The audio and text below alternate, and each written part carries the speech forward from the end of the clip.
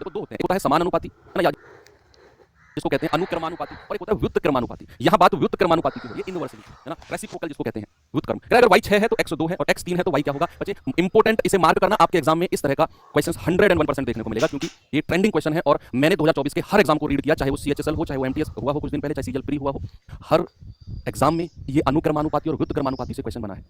बहुत आसान होता है। सवाल ने बोला है x y के व्युत्क्रमानुपाती के बराबर है, यानी कि x जो होगा ये होता है साइन क्रमानुपाती का, और अगर कहे व्युत्क्रमानुपाती तो आप 1/y कर देंगे, और अगर वो कहता अनुक्रमानुपाती डायरेक्टली प्रोपोर्शनल, तो फिर मैं डायरेक्टली प्रोपोर्शनल के केस में ये करता। ये चेंज है।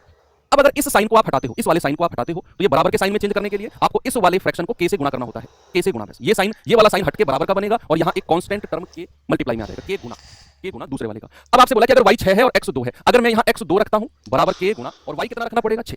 अच्छा, यहाँ से k बराबर कितना आ गया 6 गुणा 2 दैट इज 12, यानी कि इस साइन को हटाने पर जो k की मल्टीप्लाई हमने की कांस्टेंट टर्म की, उसकी वैल्यू हमको मिल गई 12।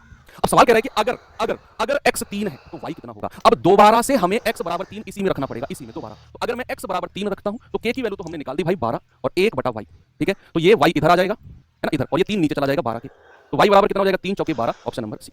इतना सिंपल सवाल है और 100%